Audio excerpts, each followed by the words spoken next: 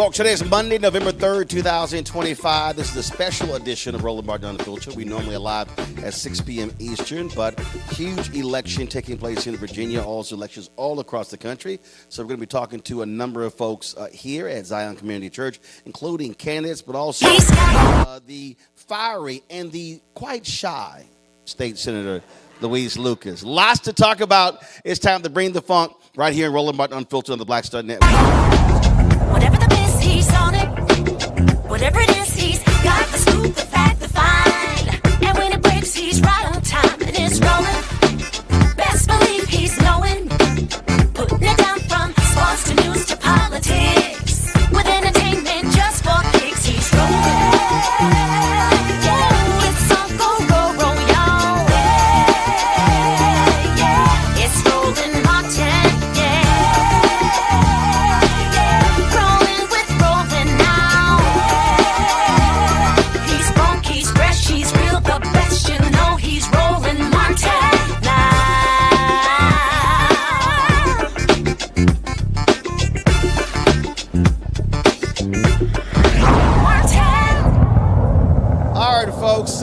We are live, Zion Community Church here in Chesapeake, Virginia. It is the day before the election in this state. Elections are taking place all across the country. You've got gubernatorial race in New Jersey.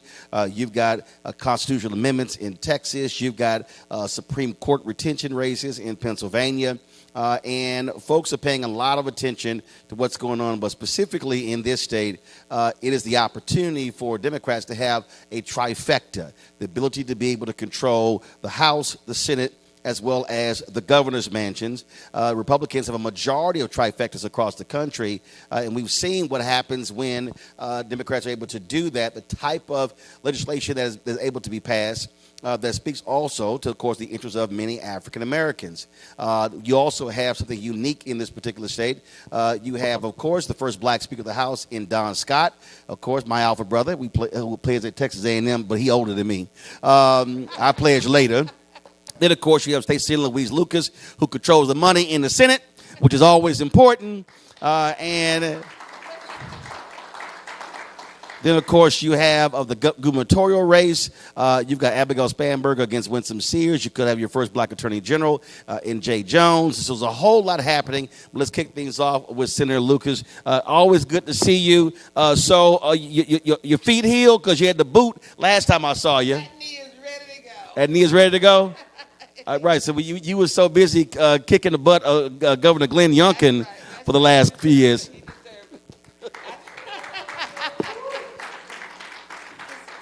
people ask me, say, how's that knee? I said, that knee is healed. I'm not going to be kicking his ass until he's gone. Yes. Well, as Bishop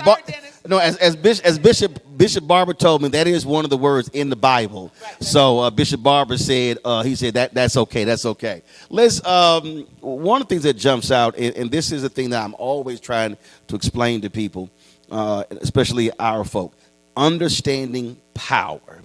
If you don't have power, you can't use power, and then when you do have power, you better know how to use power. Better know how to use it. And the thing that troubles me is when people say, I think I might split the ticket. And I said, what the heck are you talking about? Here you have Don Scott, who's the Speaker of the House.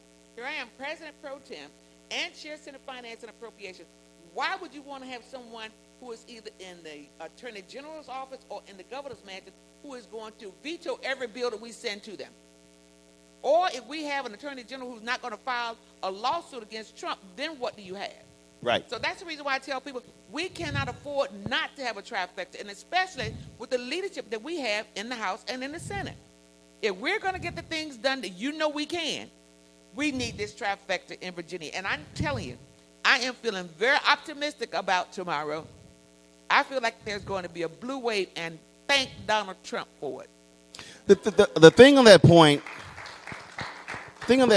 if anybody who says that, if they're not paying attention to what's going on, we see it. You take North Carolina. Okay, even though you've had a Democratic government before, Josh Stein got reelected.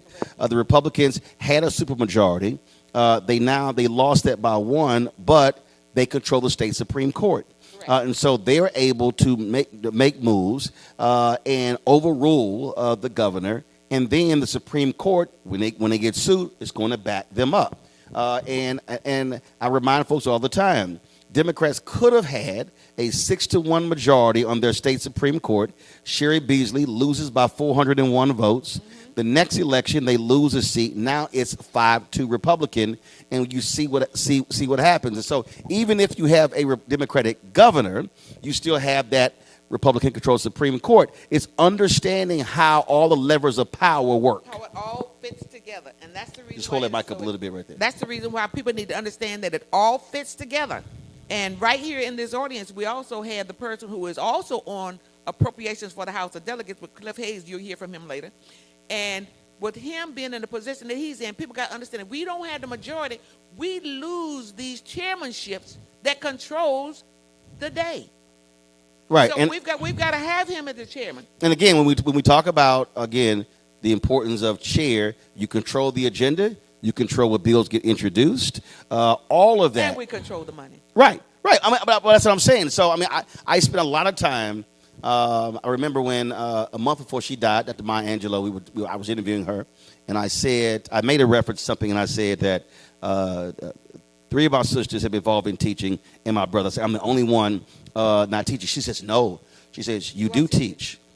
She said, I watch you. You do teach. And begin to look at it a lot differently. And what I try to tell people is we have to understand how all these pieces work when we talk about federal, state, county, city, school board. Absolutely. If you do not control the levers of power, then somebody else is in control. So people are complaining about, well, this is not happening and this is not happening and I'm not seeing my community change. Well, that's likely because you didn't have folks who were sitting in the position who cared about your community. Exactly. And I'm telling you, I'm thinking now that people are seeing jobs being lost, SNAP programs cut, money taken from school programs, money taken from health care. Now that people are beginning to feel the pain, they realize what we were trying to tell them when we were out here pounding the pavement, telling them Project 2025 is going to be implemented if you don't get out and vote. Right. They literally gave the game plan. They said, told us exactly we're going to do what this. they were going to do.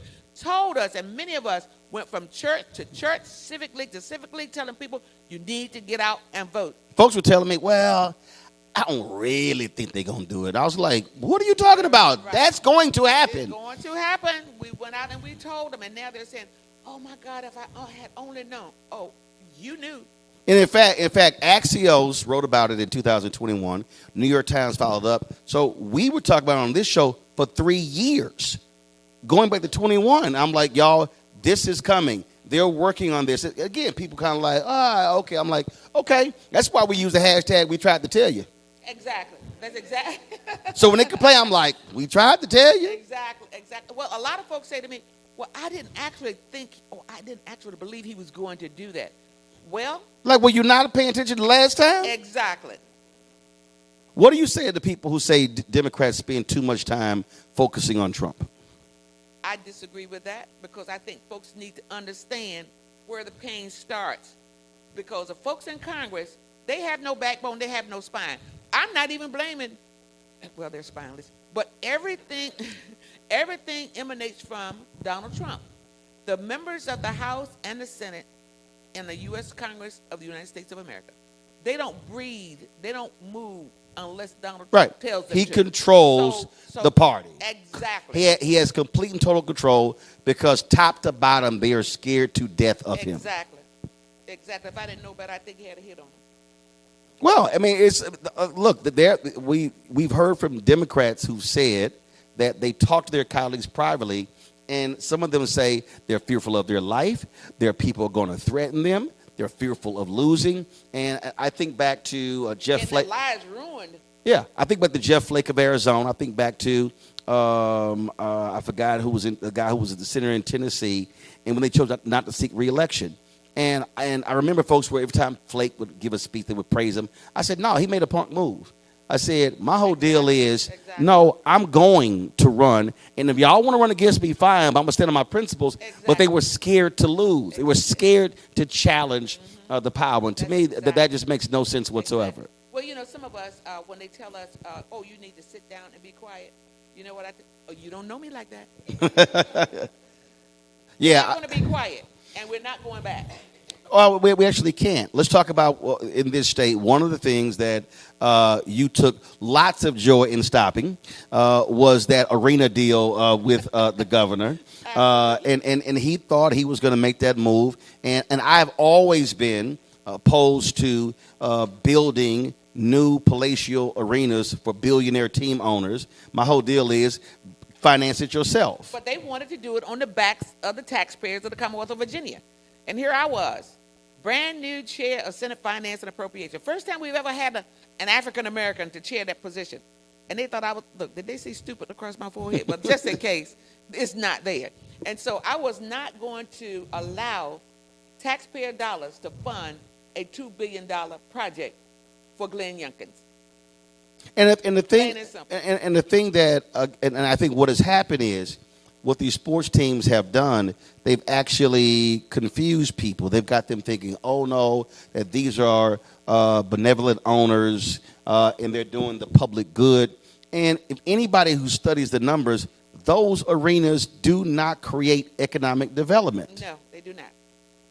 And so you're handing them billions of dollars. And then what happens is, the moment the stadium is built, the value of their franchises greatly increases because of the new stadium. So wait a minute. So the taxpayers built something. It takes money out of the taxpayers' pockets to do it.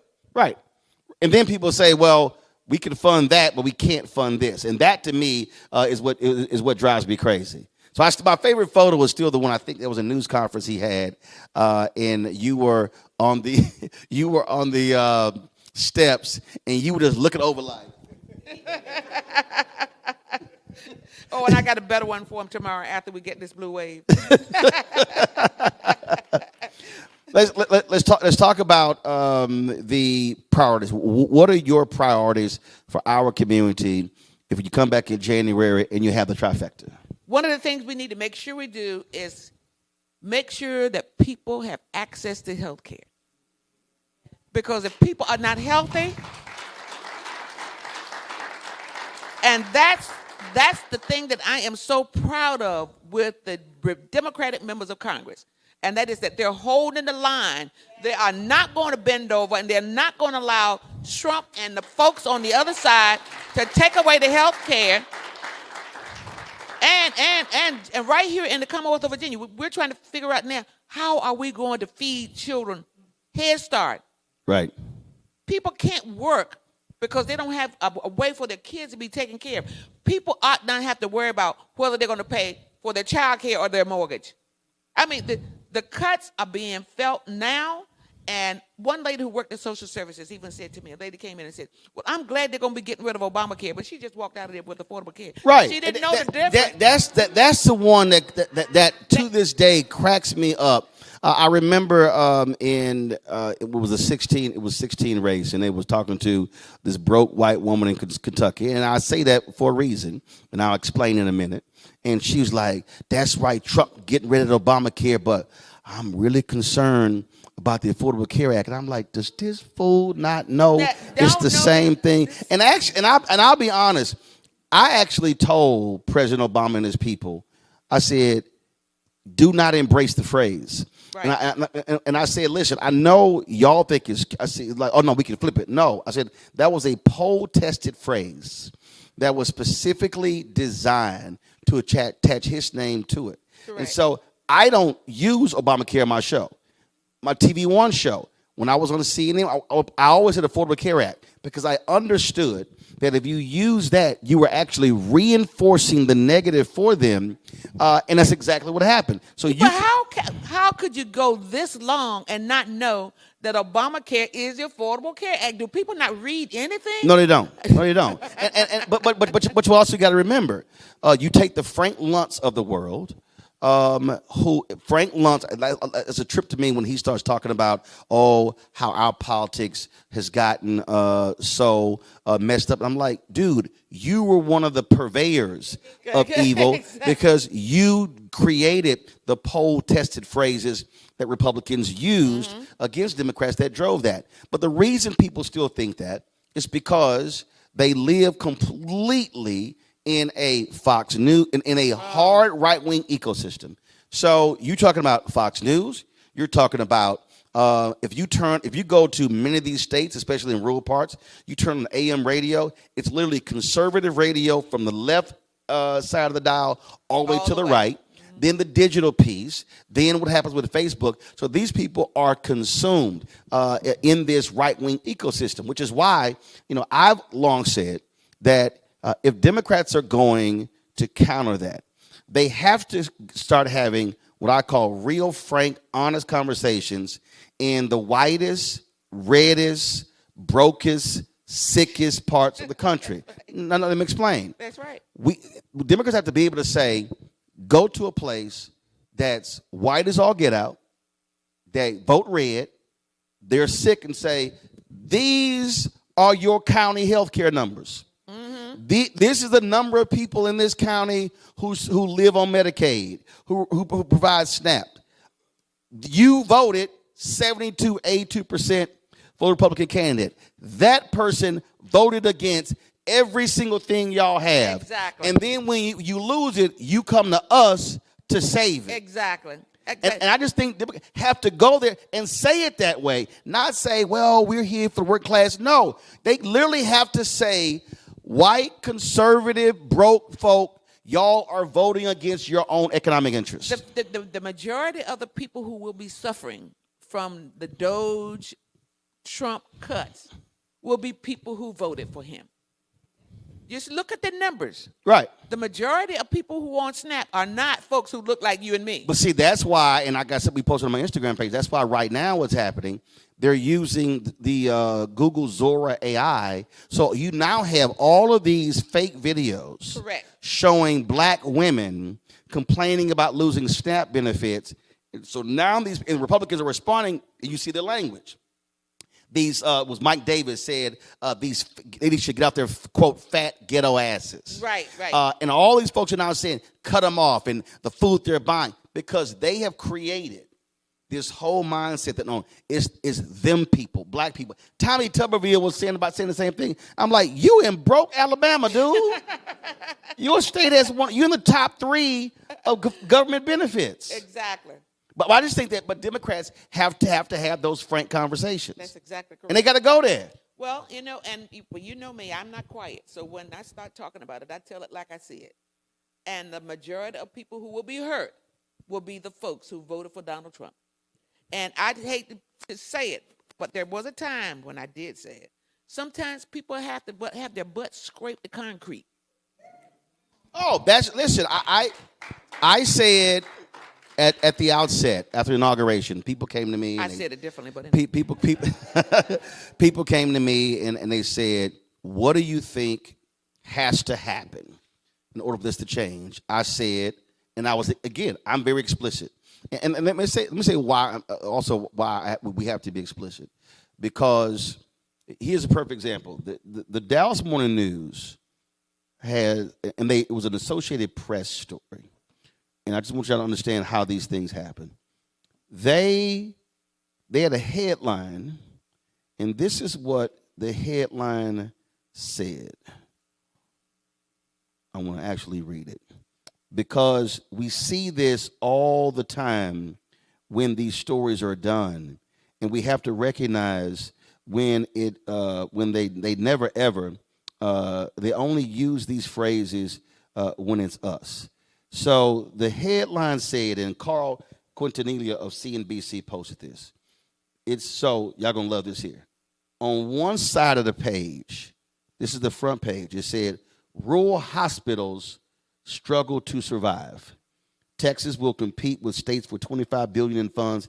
It may not be enough. On the other side of the same front page, black families to feel brunt of cuts.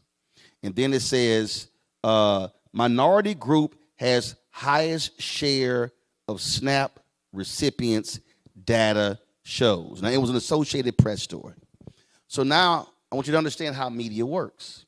So AP writes this story to say who has the highest share. So we get that. But when you say who has the highest number, there's a difference. And here's what. You will never see a headline that says white families to feel brunt of cuts. That's correct. And this is how media now projects the image that the folk who are losing out on SNAP cuts are black people. They will never say Trump meets with a group of black preachers. But when he has Paula White and those white folks there, you will never see a headline says Trump meets with a group of white pastors. Correct. And so what we have in our politics, they will use black, they'll use Hispanic, they'll use, and then they'll complain about identity politics. When it's convenient. But they will never say white, and that's why that rural hospital struggle to survive. Same thing. There's this new story out Politico has about Democrats are losing the working class. The moment I saw it, I said, I need to see the data. What did the black working class folks say in this poll compared to the white working class? And that, to me, I think is something that Democrats have to, you got to be willing to say it because they're already doing it. And I just think that a lot of broke white folks in this country don't know they actually are broke. They know they white, but they know they broke because their whole deal is I'm identifying with, as Howard Dean said, God gave us guns, not economics. Exactly. And that has to be a part of the conversation. I love the way you teach.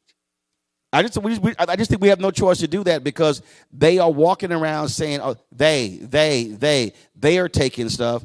And the states that are taking the most federal benefits are red states. Exactly. That's what's insane, and taking it from blue states, if you will, like Virginia. You earlier talked about soon the Trump administration. I had Jay Jones on the show last week. He's been dealing with this whole texting controversy. There have been so many. I've had people say, "Hey, are Virginia Democrats abandoning him? Absolutely they're not. Running away." Speak to that. Absolutely not. And for any fool out there who thinks that those of us in the House and the Senate will be able to deal with a Jason Mayeres, and we have a Democratic governor, he will never sue Trump for a thing. But he will be in a perfect position to sue us for everything. And that's what people need to understand when they start talking about splitting the ticket. Jay Jones is going to sue Donald Trump, and I can't wait till he does. On health. And he is going to win this election tomorrow because folks are not as dumb as the press has made them out to be. These voters are going to go to the polls, and they're going to recognize that we need to trifecta in order to save their asses. Did I just say that? I told you that's one of the words in the Bible. You good. You good. You good. Now, if you go like. So I'm telling everybody, go vote for Jay Jones. That's what I'm talking about. There's somebody out there who's watching, who's listening, and that person says, listen, all this stuff sounds great. I don't believe any of this stuff has an impact on my life. I don't believe that it can make a difference in my life. So therefore, I'm not going to waste my time to vote. Which one is camera? That's our camera right there? All right, so look at that camera right there and talk to that person. What do you say to that person who actually says that? Oh, my God. Bless your heart. What I can say to you is that politics affect you from the cradle to the grave. And if you think for 1 minute that your children will be in a better place in terms of education, if you had a Donald Trump who's trying to get rid of the Department of Education, if you think for 1 minute that your child is going to be able to get good, affordable health care with Donald Trump and his minions in place, then you need to stop smoking whatever you're smoking. And drinking the Kool-Aid. I'm here to tell you that we cannot afford another person who is going to be in state legislature, whether it's in Virginia, is in New Jersey, or anywhere in this nation, who is not going to have backbone enough, who are not going to have spine enough to be able to think for themselves. They only think and say what Donald Trump tells them to say. So if you're following that line of thinking, baby, you need to stop smoking whatever it is you're smoking.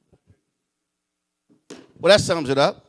I know you got to run to a campaign event with Abigail Spanberger. I appreciate you sitting with us and having a chat. Thank you. I enjoyed it. All right. Thanks a bunch.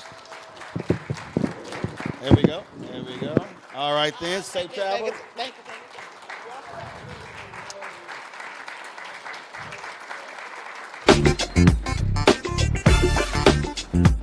She mentioned my kill the music.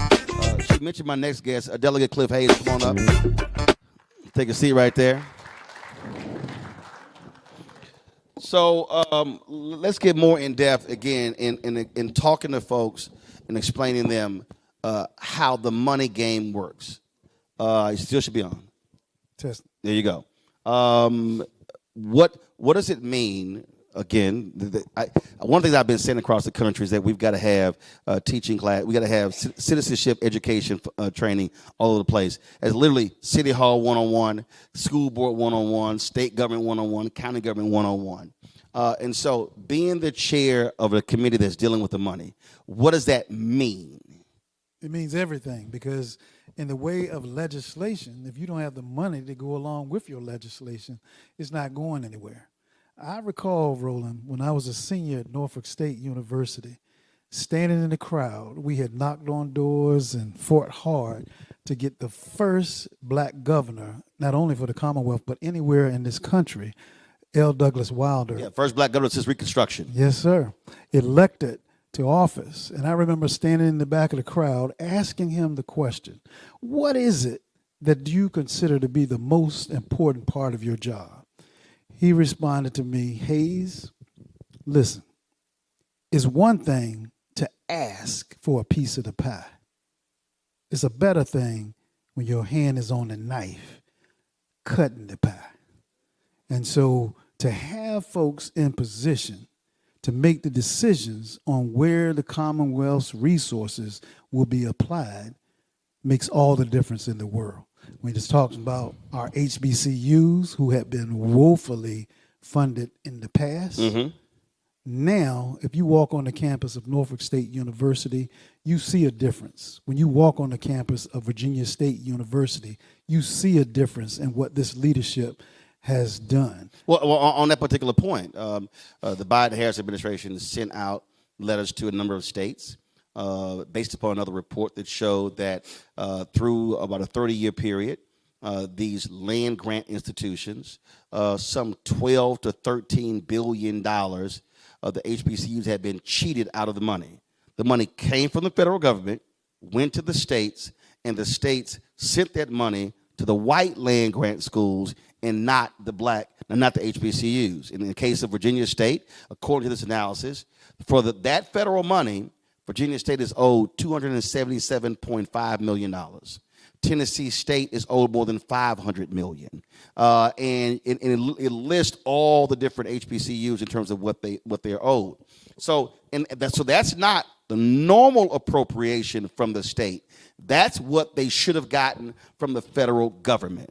Do y'all plan to rectify that situation? No question. Everything that we are focused on during this session is to make up for some of the inequities of the past. The last time we had full control of the House, the Senate, and the governor's mansion, and the lieutenant governor's office, as well as the AG's office, we were able to get some amazing things done here in the Commonwealth of Virginia. We even have, in the way of voting, a lot of things have changed here in the Commonwealth. Like what? The Republicans had been in control for over 24 years or so. They kept drawing these salamander-looking districts where they could stay in control for over 24 years. Once we were able to get the districts drawn the way that they were supposed to, the court intervened and made that happen. Once that happened, you begin to see some major changes here in the Commonwealth of Virginia. We were able to get not only voting by mail, we were able to have 45, Roland, 45 days early voting. People don't have any excuse for why they shouldn't be voting. At first, you had to come up with some crazy excuse for why you need to vote early here in the Commonwealth. Now you have 45 days early voting here in the Commonwealth. And Election Day is a holiday. We made Election Day an actual holiday. We took a pen, a permanent pen, and scratched through the name of Lee and Jackson Day here in the Commonwealth of Virginia and replaced it for a holiday of early voting on Election Day. You can even register to vote on the same day of the election. Same day registration. All of those kinds of things, including much in the way of criminal justice reform, has happened under the Democrats in control here in the Commonwealth. So now you have something that, let's say you get the trifecta, when you reconvene, and because of, again, how Virginia law is, how you have to pass something in consecutive sessions, that is, so now you come back in January, what then happens is, if you control the House, control the Senate, control the governor's mansion, that bill gets passed. Now it gets put on the ballot to restore the voting rights of folks automatically who've completed their sentence, as opposed to the governor having to sign each one. And I talk about this all the time, that I have to remind people, because I love these people who are always saying, why y'all got to keep bringing up slavery? Why y'all got to keep bringing up the past? And I keep telling folk that there are laws in place today that are racist laws that were passed. And in this state, literally, that provision, when it came to folks who were incarcerated, you had a state official who said on the floor, this is to keep the niggas from voting. That's literally what the law. So that law, since the early 1900s, that was a racist Jim Crow law that was enacted. And so being able to put that to the voters as a constitutional amendment will rectify a racist Jim Crow law that was designed to keep black people, first of all, to incarcerate them in a lot of made-up, trumped-up charges, but to deny black folks to vote, because like right now, 20% of black people in Tennessee right now cannot vote because of their felony disenfranchisement law. 20%. Well, we say here in the Commonwealth of Virginia, it doesn't take looking many states over to see where governors are doing things like scratching people off of the rolls on the eligibility wise. Here in the Commonwealth of Virginia, we witnessed the governor here scratching people off the rolls and disqualifying them when they had no business taking those people off the rolls. Now, here's the most egregious part of that, Roland. Election Day is game day. There is no tomorrow, next week, next month, next year. Once you have taken away the ability for those individuals to vote, you scratch them away, then you have an election. Those people have been disenfranchised forever, because it's going to be some impact behind the result of those elections. Here this year, we have the ability to grow our majority. When I first got elected to the General Assembly back in 2016, there were only 34 of us. It was pretty grim trying to think about 34 Democrats. 34 Democrats to get elected. Today, we stand at 51 in the House, where we can control, and then in the Senate, we control the Senate as well under the leadership of Senator Lucas, Senator Locke. They do some amazing work over in the Senate. In the House, the only reason we have the first black Speaker of the House and Don Scott is because we have the majority. Make no mistake about it. And I'm not just saying this because he's a black man. He's my friend. That guy is one of the most intelligent, smartest, strategic people you're going to find. Absolutely. Where we sit right now, we probably not only will maintain the majority, we will grow the majority. So listen again. I want people to really understand, because when Stephen A. Smith criticized Congresswoman Jasmine Crockett, I had to walk through on the show to say, one, you don't know what the hell you're talking about. Two, you don't know you have no idea what a member of Congress does. And one of the things that he had no clue about, talking about we need to work with Trump, I'm like, no, actually, you don't, having no understanding that that in the U.S. Constitution, everything that deals with money begins in the U.S. House. It does not begin in the White House. I said, so you have no idea what you're talking about. So each member of Congress gets to pick 15 projects in their district that they want funded. And so the reality is, depending upon who's Democrat or Republican, that person is going to establish what their priorities are, who they're listening to. So when you talk about in a state government, again, you have members who want things funded.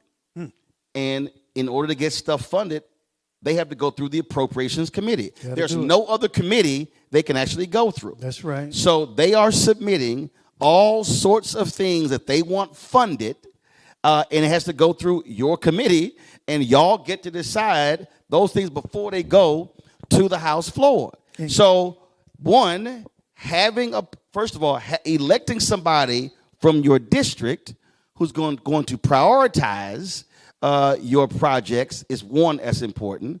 But then, if having someone who is from that person's party controlling the overall pie, that now dictates the likelihood of what may get funded and may not get funded.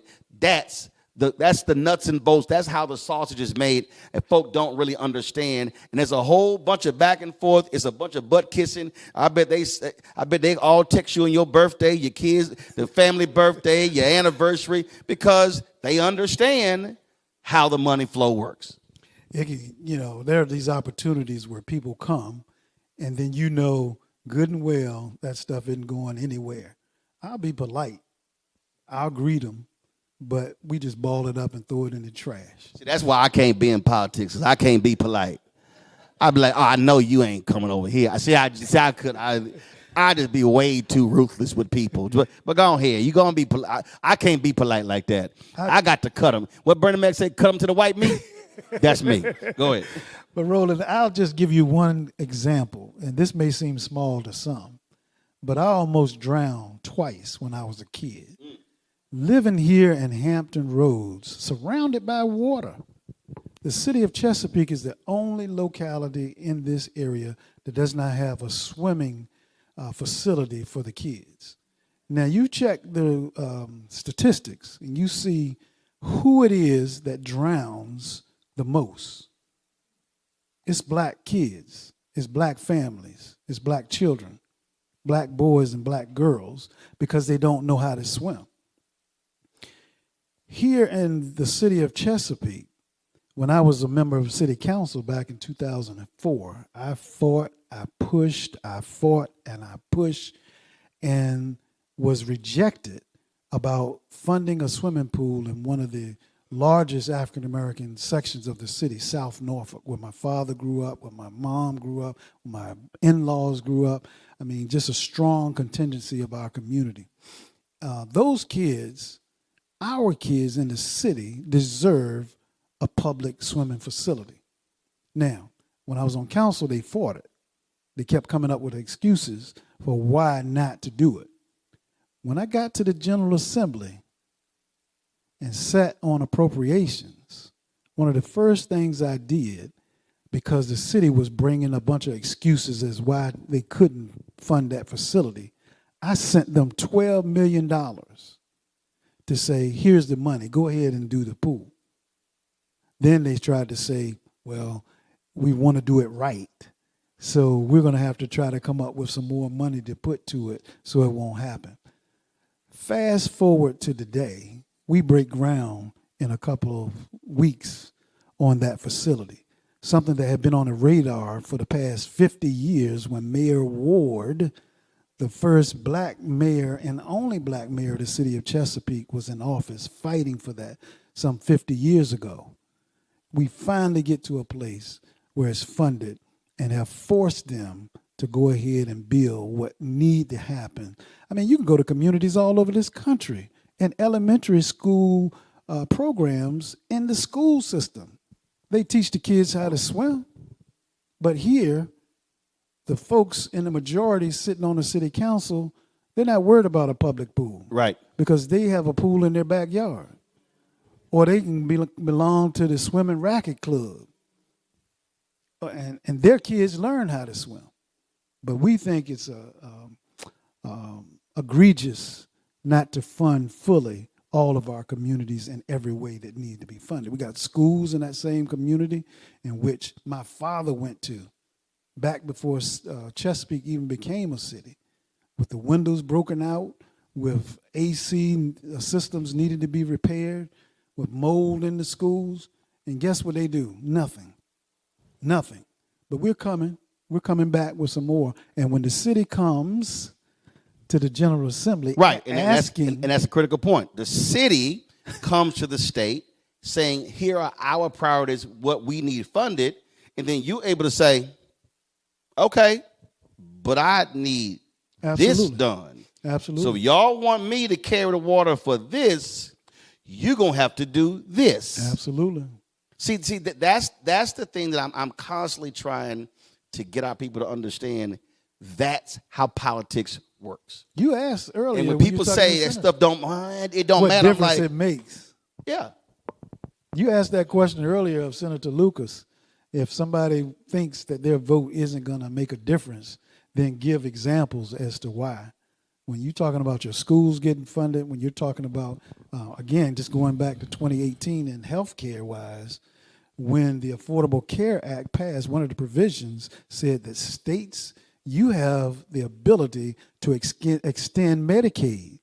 And here in the Commonwealth of Virginia, we extended Medicaid to over some 700,000 families that now have access to affordable, quality health care. And the polls leading up to that moment is what was most exciting to me. Mm-hmm. We could see that no matter what corner of the Commonwealth, it was the red areas, it was the places rural, almost to the Tennessee line, that 70% of them were in favor of Medicaid expansion here in Virginia. Right. So all those red places were in favor of Medicaid expansion, and the folk who were opposing Medicaid expansion were the very folk they were voting for, and the folks who were in support of it were Democrats who they can't stand. And that's what's happening right now. All of these farmers who in Nebraska and Iowa and Wisconsin and Pennsylvania and Michigan and Idaho who voted for Trump, now they're coming to Democrats saying, can you help us? Can you help us? And I had Senator Schumer and Leader Jeffries on. I was like, make them wait. And I know I asked people say, man, Roland, that was cold. I said, no. I said, sometimes you got to tell folk, I'm confused. 85% of your county voted for them. Why don't y'all go ask them for help? There you go. Because, again, the folk who you come and we had a congresswoman from California on. She sits on the committee, and that was a guy from Mississippi who, because she's on the committee, was asking her, man, can you really help us get this funded? And she said, don't you have 2 Republican senators from Mississippi? Oh, they against that. There's only one black member. There's only one black member of Congress from Mississippi. Only one Democrat from Mississippi, which is Congressman Benny Thompson. All the rest are Republican. But here's this businessman in Mississippi who wants this. He can't go to his Republican senators, his Republican members of Congress. So here he's going to this black woman from California because she's on the right committee, and he's asking for help. Make it make sense. But that's how politics works. Last point here. Also, when you control the money, external groups, not just the city, can petition to what they want funded. This is also critical because who is going to even give you an audience? That's right. Will you be ignored or will you be listened to? So that's why it's still important who is sitting in that seat, and then who's not just sitting in the state seat, but then what seat they're sitting in on what committee. All of that matters when we talk about the things we want for our community. But in terms of politics, Roland, what ends up happening is these folks on the other side are pretty clever at putting things out of context. And I've heard or seen and read somewhere that a text out of context becomes a pretext to con people. A text out of context becomes the pretext to con folk. That's what these folk have been good at doing. They'll take a situation, flip it around, and make you think that DEI is something horrible and spooky and scary, and blame everything going wrong, as President Obama And then say said. all these folk are incompetent when Trump has appointed so many incompetent, unqualified folk, and they never use the tag DEI. So we just got to get to work. We know Tuesday's coming. Tomorrow is here. It's facing us. We got to get to the polls and vote. If you haven't early voted already, you had 45 days to do so. And if you haven't, you must not allow tomorrow to close That's at right. 7 p.m. and you haven't gotten your behind to the polls. I always say, voters, shut the hell up. There you go. That's what I always say. Y'all give it up, please, for Delegate Cliff Hayes. Appreciate it. Appreciate it. Let's bring up a second chair right now. We're gonna bring up right now Bishop Ben Fitzgerald, Zion Community Church. We're gonna bring up Valerie Boykins. Is Valerie here? Come on, Valerie. Come on up. Come on up. Just slide it right there. Go ahead and grab that microphone there. All right then.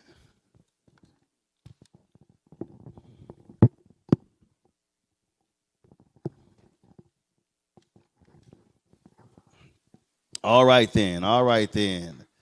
So here we go. So first of all, I'm going to start with Valerie because here's what. So Valerie, with the Suffolk NAACP, she works with. You probably remember other groups as well, but you're here as yourself, not representing the NAACP. But I have to ask you an NAACP question.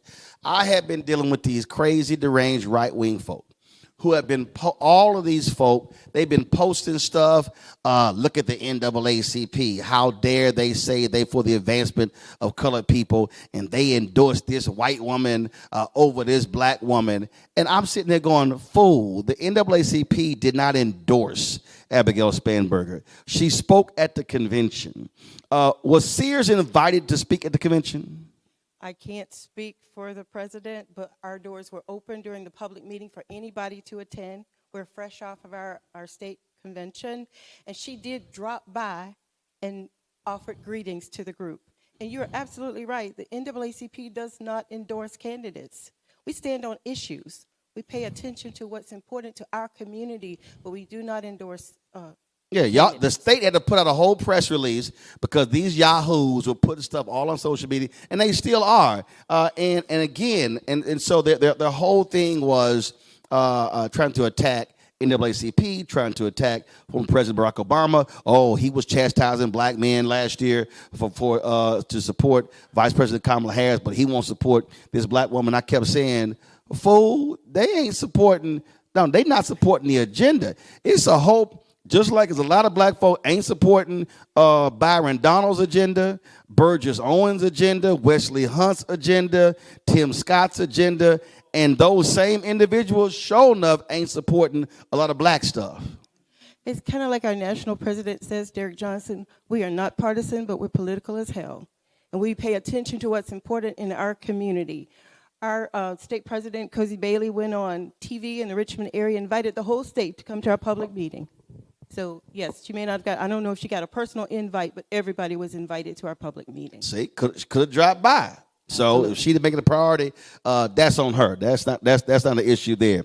Pastor, Bishop, let's talk about community concerns. How have you been communicating with your congregation and trying to get them to communicate with their families and friends to understand not just the value of voting, but to understand that, as Senator Lucas said, look, politics impacts everybody in every facet. I keep telling folk, your birth certificate is a government document. Your high school diploma, you go to a public school, is a government document. If you go to a state school, your degree is a government document. You get married, your license is a government document. You get divorced, that's a government document. And your death certificate is a government document. So this notion that I can live my life without government is really one of the dumbest things I hear people say all the time. I'll go further. I tell them they're dumb. Just hold that mic up right there. I tell them they're dumb if they vote for the wrong side. Now, I'll say that I don't see everything the Democrats do as right, but I don't see everything my wife do as right. But I go home every night. All right, don't get cut. And hey, and the Don't mess that pink shirt up. I'm a You're going to go home, it's going to be a red shirt. I'm a single issue voter. And of course, I don't agree with everything with the Democratic Party, but I tell them on one side, you have a party that there may be some issues you're not feeling. On the other side, you got a party that wants you to pick cotton. I don't want to pick cotton, so I don't vote for that side. Y'all can get the blackest people to run on that ticket, but I know that's the side that wants me to pick cotton. So I tell the congregation that if you want to go to heaven and you don't want to pick cotton, vote Democrat. See, the thing that I remember in, it was 2016, I was in Chicago. I had a speech, and I go downstairs to the Hyatt bar to order me some food. And so look up and talking politics. And so as a white guy sitting at the table, and again, I see I'm real specific. I don't say a guy because this is a part of the conversation. And he recognizes me from television. And so he starts going in on Hillary Clinton. I said, okay, all right. So do me a favor. He's like, I don't like Trump, but I don't like her. I said, okay. So I grab a sheet of paper. I put a H and I put a D and I put a line down the middle. I said, okay. I said, I want you to list the 10 issues you care about. Then I want you to put a check next to the H or the D on those issues. So do 10 issues. H had 7 check marks. D for Donald had 3. And he went, I just still can't vote for her. I said, I'm confused. You literally agree your position on 7 of the 10 issues. 70% aligns with her. 3 or 30% aligns with him, but you still can't vote for her. There's a group in this country that is okay with losing everything as long as me and you get nothing.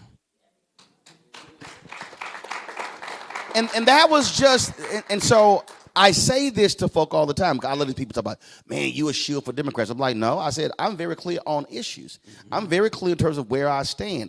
If I lay out 10 and it's 9, 1, 8, 2, 7, 3, 6, 4, that ain't hard. If this is sports, you know how you winning. I said, now, if it's 5, 5, that's a whole different conversation. For the issues that I care about, Valerie, I ain't never had 5, 5, especially lately. And so now, there have been, I'm born and raised in Texas, there have been some candidates, I'm like, you know what? They're good on this, this, and this. Not only that, I was explaining to somebody, George Voinovich. George Voinovich ran for, he was the mayor of Cleveland. He got a significant amount of black support. Because when he was mayor, he didn't just drop by black organizations. He literally invited folk in, wanted to know what their agenda was, always got significant black support. He ran for governor of Ohio, significant black support. Ran for United States Senate from Ohio, got significant black support because he was a Republican who actually talked to, listened to, and enacted things that black folks wanted. They said, that's a good man, I'm voting for him. And that's why I try to explain to people, do you have your own personal agenda, and is that person aligning with what I care about? How do you talk to folk and trying to get them to understand how they should be voting and what they should be focused on? So we've been trying during this past year to try to make sure people get educated on the issues. On Juneteenth, we celebrated that weekend, but we actually sponsored a town hall where we invited locals as well as some, congressional and local officials. Now, I want you to understand, as a native of Texas, that's actually how we always did it. Mm-hmm. Juneteenth was not about concerts and picnics. Juneteenth was always about finishing the job of freedom. So we picked up on that vibe this year, and so we had a town hall. We had a congressman, we had state legislators, we had a local council person there, and then we invited people from the community organizations. And this was just before that big ugly bill was passed. And so we wanted people to be educated about what was at stake and what the risks were. And so we had people talk about the impact it could have on our communities. We were already having conversations with our local school board, who had already suspended the DEI policy. And might I say, they did it on the day that the court issued a stay. So if we gotta so they didn't wait. We got to stay. Why are you issuing it now? They also changed the transgender policy. And so we saw the handwriting on the wall. We saw things that were happening, and we wanted people in our community to be well educated about that. And so we've not only been pushing the vote, but what are these issues and how is it impacting you? And you need to know what's going on. We just had a forum, a candidates forum for the local delegates. Again, trying to get people to better understand what the issues are. Okay, we so don't you tell them how to vote. You had a candidates forum for local delegates. Who showed up? Well, we had 84th and 89th. We had one for each, one representative for each. I think some people had conflicts, but yeah. But for those who came, we had a good conversation. Then we had another candidate to show up at our meeting last week and entertain questions and talk to our members so that they could understand her perspective on the issues as well. Bishop, the thing here for me, when we talked earlier about, and trust me, there's somebody going to say, well, see, that's hyperbole. They want us to pick cotton. I said, okay, so let's. It's real. And I try to walk them through. I said, let's break it. I've been saying, again, since January, that what we are witnessing, this is the most direct assault on Black America since Jim Crow. Amen. And I walk people through, and see, I just don't throw the stuff out there.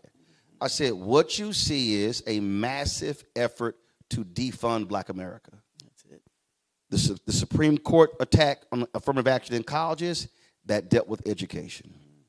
What then happened was people like Arkansas Republican Senator Tim Cotton and others took that ruling, which only applied to colleges and universities, and sent letters to law firms across the country saying, you now have to get rid of your minority fellowship programs.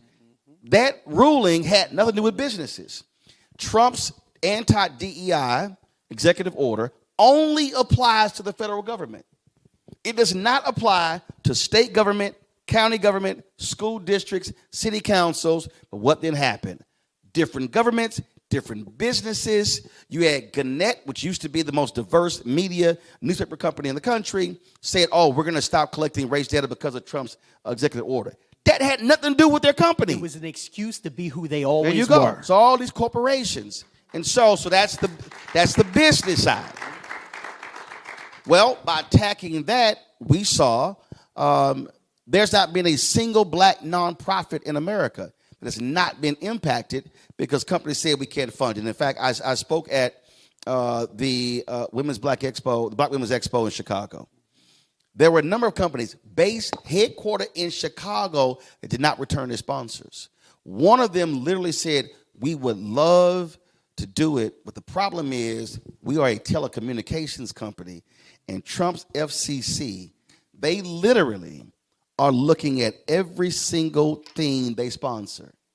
And if they see, they are taking AI to search through everything. If they see Black, they said they are going to stop any merger, any acquisition, any program. You take Paramount, CBS, Viacom, BET, MTV, Skydance buying them. Brendan Carr said, I will not approve this merger unless you get rid of all your diversity, equity, and inclusion programs. All of it. They said, done. They're the ones who hired Barry Wise to be the editor-in-chief of CBS, even though she has never, ever run a newsroom. She's never worked in TV. So I love them saying DEI means you don't have, it's not merit. When that woman ain't got no skills, she's never run a newsroom. Yep. Never in her life. I've run 6, 7, and they would never consider me to be the editor-in-chief of CBS News, but she's right-wing. And so now that's the nonprofit piece. Yes, so now we're talking academic, education, business, nonprofit. Trump wants to get rid of the federal DBE program. That's $37 billion spent annually. They want to wipe that out. So their goal is to literally wipe out all of the advances since the 64 Civil Rights Act, 65 Voting Rights Act, 68 Fair Housing Act, and last point, before you speak on that, they also are using the very civil rights laws that were enacted to protect black folks, like the 1866 Civil Rights Act, trying to use it against us to shut programming down. That's how diabolical they are in their pursuit to defund black America. Amen. I agree 100%. One of the things we have to do, though, is, and I love your boldness, we have to be more bold. Respectability, hold the mic up a little bit. Sure. Respectability politics will only take us so far. As ignorant as they get, we got to be willing to get that kind of ignorant back. Oh, let's be real clear. Michelle Obama said, you know, when they go low, we go high. I said, oh, hell no. I said, right. If they go low, I'm going lower. If they hit the stomach, I'm going to bust you in the thigh. If they hit me in the knees, I'm going for the shins. Listen. If they hit me in the ankle, I'm going to hit them in the bottom of their feet. Oh, I ain't got no. Hey, we gonna swing. Eye for an eye, tooth for a tooth. Yeah. Now is that biblical? It's in the Bible. Okay, cool. Valerie, I made that point when I talked about defund Black America, but I need women to understand what's going on. When I see the percentage of white women who voted for Trump, the percentage of non-college women who voted for Trump who support MAGA, their agenda really is: we need y'all to shut up, lay down, birth these kids, go in the kitchen, and cook me some food, and rinse and repeat the next day. Again, I need people to understand. Speaker Mike Johnson, this right-wing, soft-spoken, right-wing conservative out of Louisiana, Speaker Mike Johnson literally believes that no-fault divorce has led to the downfall of America. That is a Republican viewpoint. That's one. Two, this is why they despise the Civil Rights Act of 64. And we're in Virginia, and this is perfect, because Virginia had a racist Republican named Congressman Judge Smith, the racist Republican. When the 64 Civil Rights Act was proposed, Smith was trying to figure out how to kill it. So he said, well, if we include women in the bill, that's going to kill it. He didn't realize that actually got him more votes. Here's what people don't understand, and this is why I try to walk people through. You take Robert Mercer, who funded Breitbart. Robert Mercer literally said that the downfall of America began with the 64 Civil Rights Act. Charlie Kirk always trashed the 64 Civil Rights Act, calling it a mistake. Now, some of them may say, well, I don't understand. That was public accommodations. No. Go forward to 1972 when Title IX gets passed. The problem is we think Title IX was about sports. Title IX was not about sports. Title IX opened the professional schools to women. That's how women became doctors, lawyers, engineers, architects, because they were being frozen out of master's programs. If you ask the average person, well, where Title IX come from? Title IX is a provision of the 1964 Civil Rights Act. If you're disabled, the 1996 American Disabilities Act comes from the 1964 Civil Rights Act. So we can track, so when we talk about civil rights, women, it's benefited a lot of white women. No group has benefited from affirmative action in contracts more than white women. When you talk about the disabled, when you talk about LGBTQ, when black people fought for rights, everybody benefited. And that's why they want to destroy the 64 Civil Rights Act. They want to destroy the Voting Rights Act because too many folks have been voting. And they want to destroy. Trump has been gutting the housing and urban development because they want to destroy the 68 Fair Housing Act. That is their agenda. Roland, we clearly see an attack on black women. We're hearing 300 to 350,000 black women have lost their jobs since Doge went into business. And it's scary because a lot of those women live in the DMV. Many of them in Virginia, raising children without jobs. And so we know that we tend to be the ones that show up at the polls because we're educated, we have lifted ourselves, up, and we're trying to lift our families up, and they're trying to shut us down. We see it. We're not stupid. We see the attacks that are coming at us. And so that's why we're pushing people to get to the polls. Don't get weary. We're tired. A lot of people say we got really tired after that last election. It kind of took us down a bit, but we had to get through that, get up, pick ourselves up, and keep fighting. And so we've got to ensure that Virginia has people in the right positions to look after our interests because the federal government's not looking after us anymore. We passed that 64 Act so that the federal government says you states can't just do what you want to do to disenfranchise people. Now look what's happening. It's the federal government switching, so we've got to ensure that Virginia has the right people to ensure that our rights stay in place. See, again, if you look at if you look at a lot of these podcasts, if you look at a lot of these polling, and you're seeing the right, again, what Charlie Kirk and Turning Point USA were doing, they were targeting these young white men because what they were telling them is you can't get a job because they got a job. That woman got a job over you. No, she chose to be educated and you didn't. They want to return to a world where it is a world of white men, where they get to just decide whatever they want to do.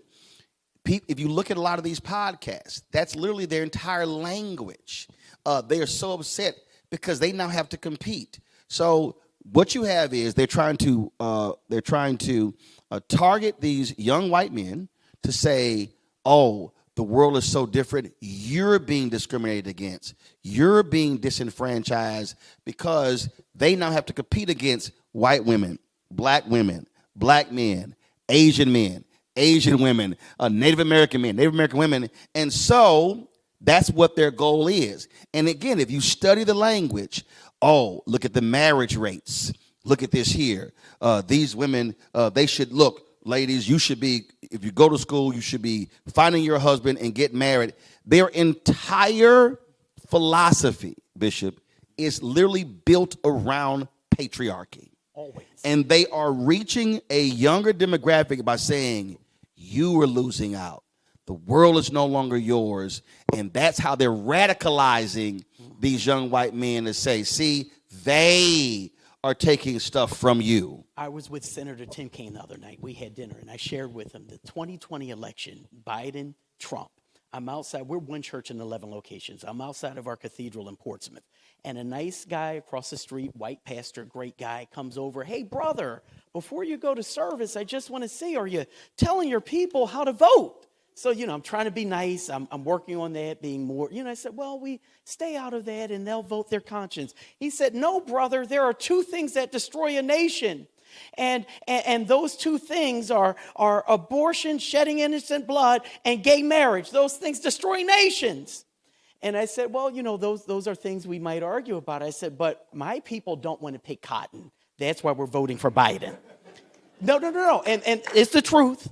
But I want you to know what his answer was. This is how you know what you're dealing with. He said, brother, prejudice is bad, but that doesn't destroy a nation. Those are the people we're dealing with. Okay, after he said that, I wanted to beat him in the head to the white meat show. That's what I wanted to do. did you just walk away? No. I told him, I said, for us, I will throw rice at every gay wedding from here to Shenandoah Valley before I pick cotton. That's what I told him. Then I went in church. Okay, when he said that, was he standing on church property? He was standing on church property. Because that's the moment he needed some hands laid on him. All the way. Like at that moment, he needed some hands laid on him. You know what the crazy thing is? He was so sincere. He wasn't trying to be mean. He was sincere. It's okay if you pick cotton as long as gay folks don't get married. Well, that was a particular clip that went crazy viral. Anthony, see if you can grab it. You know what I'm talking about. So we had an election. Actually, this was after, I think, one of the State of the Union speeches. And I had a sister on, and she's pro-life. And that's fine. And I got no issue you want to be pro-life. But I told her, I said, but you got to be pro-life from the womb to the tomb. Come on. Once they And born. so I then began to run down. I said, I don't know how you can call yourself pro-life. I said, but I don't see many of y'all standing with black folk when a black man or a black woman is shot.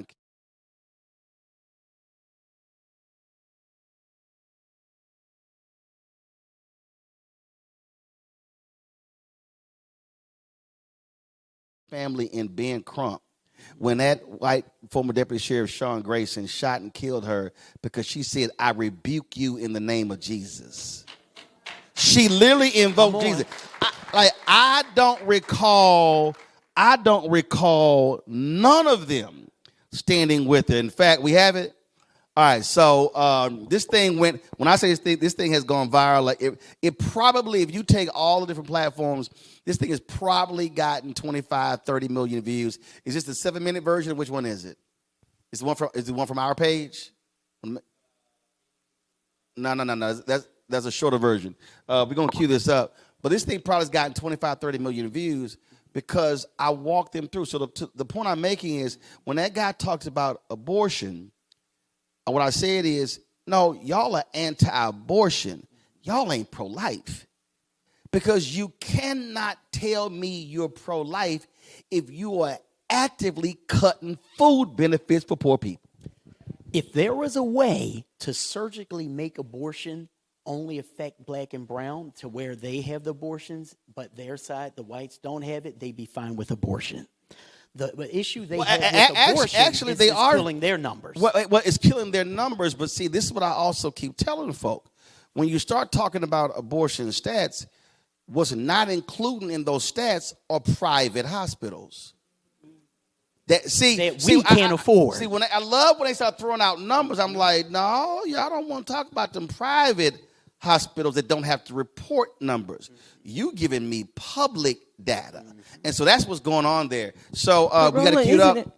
Roland, isn't it part of it they don't want to lose their majority status? Yeah. And so look, my book we have right babies here. Being No, born. literally, my book White Fear. It's called White Fear: How the Browning of America is Making White Folks Lose Their Minds. That's actually it. The whole Great Replacement theory. All of this is all built around whiteness. And I keep telling folk, we just got to be honest about what's going on. The attacks on undocumented workers. The fear is America becoming a nation majority people of color. When you hear the language being used, the language they use is people are coming here and they don't know our values. Well, first of all, what are our values? Because your values ain't my values. You had this young white girl preacher who was ripping into Pastor Jamal Bryant when she's like, there's no such thing as a black church. Boo, we didn't create that. Y'all did. Right. I mean, she had no, and so it was just crazy. So these things are happening. And so the reason I keep saying, people are like, well, you shouldn't see color. First of all, I ain't stupid. Like, that's a white woman. That's a black woman. I'm not judging her. That's a black woman with glasses. She ain't got glasses. What? I can't actually see what I actually see? Right. And so that's the problem with these folks don't want to deal with. And that's what that guy didn't want to confront. In fact, I didn't say, we're going to play the video in a second, but there was a pastor in Omaha, Nebraska. A group of white preachers came to him. They said, Pastor, we want you to join us in this abortion protest. He said, I'm willing to do so. He said, but I need you to do something for me. He said, we have all of these crack houses in our neighborhood, so I need y'all to come with me to pray against the crack houses. The white, they said, no, Pastor, that's they literally said, that's your problem. He said, now, wait a minute. Y'all want me, he pastored the largest black church in Nebraska. You want me to roll with you against abortion, but y'all don't want to roll with me to go to these crack houses. He said, aren't those lives? Crazy. That was the basis. So go ahead and roll that exchange. Y'all gonna love this one. When we talk about aborting babies, like, so you're saying to me that because we support life, actually giving babies the opportunity to live, I'm confused. baby boy. I'm so confused. No. First of all, hold up. You're confused because you think I'm saying something that I'm not. Well, tell me what you're saying. What I'm telling you, I'm being very clear. You cannot say you are pro-life when you vote against prenatal care for the mother. You cannot say you are pro-life when you vote against Head Start. Right. You cannot say you are pro-life when you do not want to expand Medicaid to keep hospitals open. You cannot say you are pro-life when you have OBGYNs who are not available in your state. You cannot say you are pro-life when you have black women who are dying at a higher rate during childbirth and you do nothing public policy-wise to fix it. You cannot say you are pro-life if you allow infant mortality rates to be sky high in areas where there are black and brown people. What that tells me is you are anti-abortion. You are not pro-life. Right. Because if you are pro-life, you care about the child in the womb and when the child is out. And if you are pro-life, you are standing there with black folks when their kids are killed by cops. You are not silent. So if you are pro-life, be pro-life from the womb to the tomb, but not just in the womb. When you talk about blackness, Valerie, she ain't been back since. I believe it. But that's what I'm talking about. So if you want to have a pro-life conversation, we're going to expand what pro-life really is. Final thoughts. Again, when both of you, same thing I asked Delegate and also Senator. Somebody out there, somebody who's a churchgoer, maybe not, they're saying, listen, I ain't feeling none of this. I'm just not going to waste my time to even go vote. What do you tell them? I tell them that your future depends on it. And we love the old trope where we say the lesser of the evils. But in this case, I think it's clear that evil is on one side. People died for a right to vote. My grandmother was blessed to live for 103 years. She wasn't even eligible to vote till she was in her 50s. We have to get out and let our voices be heard. I failed to mention this earlier. We've got 39 women of color running for office in Virginia this year. Isn't that amazing? Now, as some will say, not all skin folk or kinfolk. All right now. But we got to pay attention to the issues, and we've got to get out and we got to vote. All right, folks, y'all give it up, please. Valerie Boykins, Bishop Benz Fitzgerald, Kacey Carnegie. Where's Kacey? Kacey, come on up. Nadarius Clark, come on up. I'm going to talk to them, and we're going to close it out with Sheriff David Rosado, Matt Hamill, Narendra, please. We'll close it out with him. And so, first of all, glad to have both of y'all here. Kacey, first of all, describe what you're running for, your district. What's the makeup of your district, and where is it in the state? Sure. So I'm Kacey Carnegie, and I'm running for House of Delegates in the 89th district. And so that district takes up about 70% of Chesapeake, or 70% of the district is in Chesapeake, and 30% is in Suffolk. So if you're familiar with the boroughs of Chesapeake, it's about a little bit of Great Bridge, all of Grassfield, some of Deep Creek, all of Western Branch, and then it comes into Suffolk, goes through downtown up to the North Carolina line. Awesome. Yes, Nadarius Clark, the 84th District, representing Chesapeake, Suffolk, Franklin, and Alawite County. So if you go into Alawite County, I have parts of Windsor, Carsville, Smithfield, and Carrollton. If you hit Ivor, you went too far. Kacey, what are your priorities?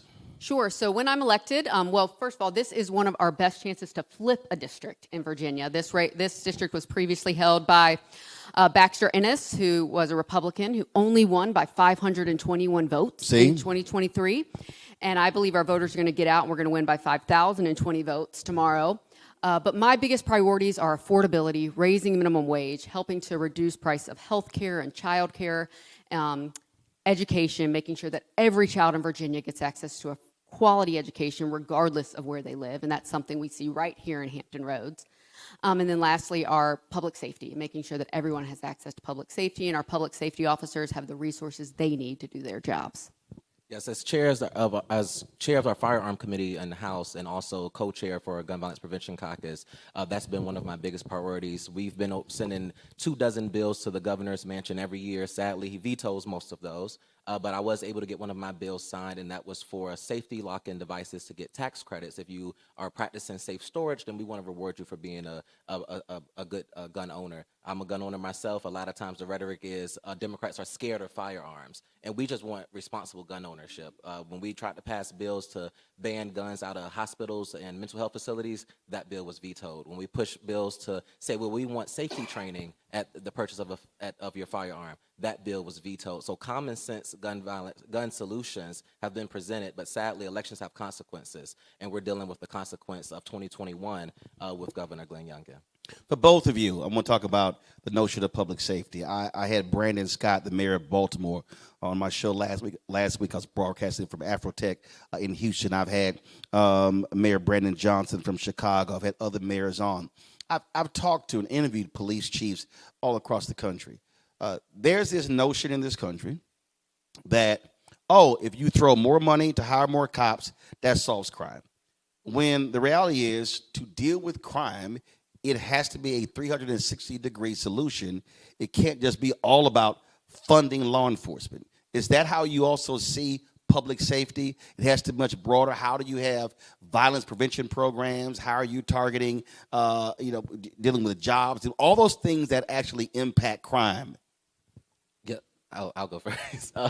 First, like you said, we need to fund our community violence interrupters programs, and we need also hospital-based violence programs in place as well. We need to make sure those are funded and the mental health that goes around. So first of all, explain for the person that doesn't understand hospital.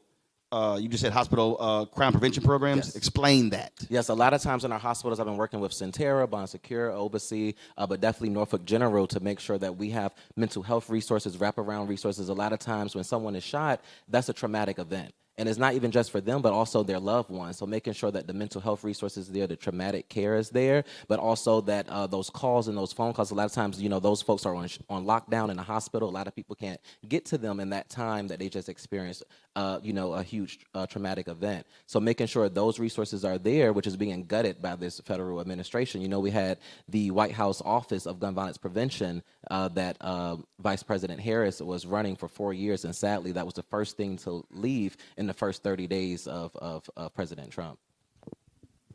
Absolutely. So when we're looking at law enforcement and making our communities safer, it's a 360-degree approach from our courts and our drug diversity programs or diversion programs, from making sure that our law enforcement has the resources they need to making sure they have the resources to be out in the community, educating our community so that they know that law enforcement is there and what they need to do in the event that something's happening, to our attorneys to make sure that we know how to treat our clients, make sure they know if they offend, how not to offend again. It's a 360-degree approach that it's going to take, making sure that we get good legislation through with the funding to make it happen here in Virginia. It also is, we have to, I remember when the whole defund the police issue came up, and there were folks who were like, oh my God, this is awful. Well, first of all, I actually interviewed the people. I talked to them. I studied it. And one of the biggest things that they were saying is that they weren't saying defund the police. They were saying, how do you take the resources? In many cities spend anywhere from 50 to 70% of the budget on police and fire. And what they were saying is, do you send a cop to a call where it's a mental health issue? I've had to do too many of those stories where mothers and fathers call police because the son is acting erratically and the son ends up dead. Because, again, officers are trained differently than mental health professionals.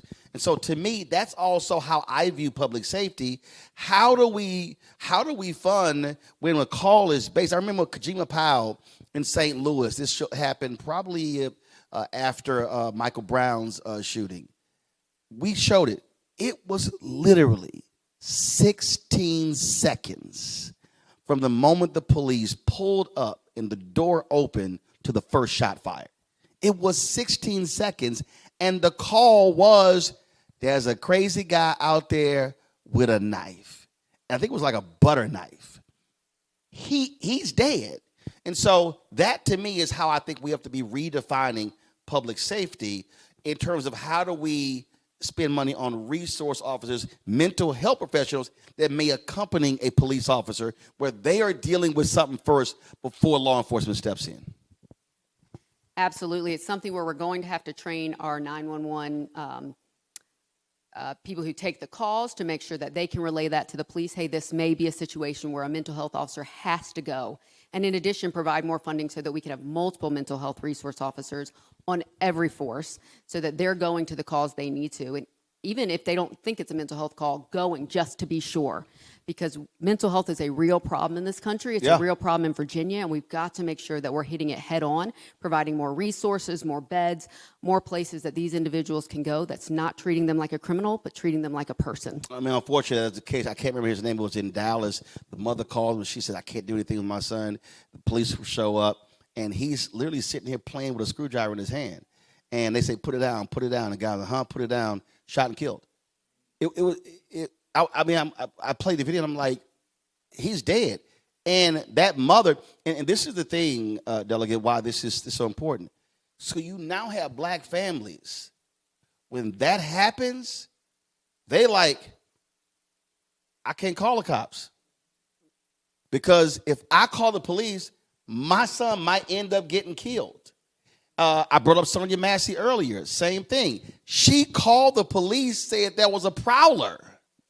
She's the one who ends up dead. And that's the thing that, so when we're having, I think when lawmakers, city council members, mayors, whatever, are having public safety funding conversations, we cannot act like mental health is not a part of this discussion. Yeah, and a lot of times, when people talked about defunding, I said, no, they need more funds because they need those programs. They need those trainings. They need to make sure that they know how to handle all of the situations that our community, may encounter. And a lot of times when I ask them about their mental health, they're like, oh, we just supposed to suck it up and deal with it. And I'm like, well, how's that working for you? Because clearly, we're all human beings. They're going through a lot of stresses of the day, and they need mental health support as well. And that's something that we're telling our law enforcement to make sure that they have the tools that they need to make sure that they're properly, providing the support to our communities. But also, we need to make sure that we're holding them accountable. I think a lot of times we lack accountability when those things happen, and we're not building trust. We need to get back into community policing, knowing who your officer is that's in your community and your neighbor, having them show up to your civic league meetings, building that. Have them actually live in your city. That part too. That's important. That's important. Kacey, you talked about affordability. That is a huge issue. Look, you got an election happening in New York City, and that's all kind of drama. But the bottom line is you have a candidate there who has zeroed in on affordability. So for the person, again, who does not understand state politics, how can a state lawmaker impact affordability for someone in a community? Sure. So we're the line that comes to appropriations and makes the laws where we can reduce the car tax or figure out other ways to reduce taxes and other ways to reduce the burden that people are carrying right now. Reduce or provide incentives for childcare. I mean, the first year that both of my girls were in full-time childcare, my 1099 was $21,000. That's not right. Yo, listen, my nieces are now 21. I saw them last week in Houston. We got them when they were a year and a half. My God, first I raised 6 of my nieces at one time. We did. But the twins came. Yo, child care was insane. I was like, hey, how much these girls cost? Yep. It was like $1,500, $1,800 a month. And I was going, there's 2 of them. But I mean, so when I hear these people talk about, we're going to change these laws when it comes to SNAP, folk need to be going to work. Well, you also got the fact if they got kids, how in the heck they going to afford to pay for child care knowing how expensive it's gotten? That is a straight up affordability issue. Absolutely. And so making sure that we're incentivizing child care programs to reduce their cost with government incentives, and also making sure we're looking at early education and things like that so people aren't forced to look for child care for so many years. I mean, 5 years of $21,000, that's a heck of a lot of money that could have gone into someone's college First fund. of all, a $21,000 in a year, that's a lot of folk income. Yeah. Total. Yeah, absolutely. And now that person has to make a decision. And this is where it drives me crazy when you have out-of-touch lawmakers. There's somebody out there who's making $15,000, $16,000, $18,000. And they have to make a decision. Wait a minute. Child care is this, or I get on government benefits and I can take care of my child. But if I do this job, Who's taking care of my child? I can't afford it. Those are real decisions mothers actually have to make. And if I'm in that situation, I'm going to pick the government. They want to work, but I'm going to have to pick the government benefits because I need my child taken care of. Absolutely. Nobody loves your child like you do, right? And so child care affordability, health care. I mean, we have 350,000 Virginians at risk of losing their health care. And so making sure we're finding... How many in your district? Have you broken it down to know what the number is? Not the exact number, but it's close to 100,000 individuals in our district that receive government support in some way. And right now, they're having to make the decision of, you know, I'm losing my SNAP benefits. Do I go stand in line at the food bank or do I go to work? Does your And it's opponent not support right. the MAGA agenda? Absolutely. Well, them 100,000 should be real easy who they should be voting for. You think? Just saying.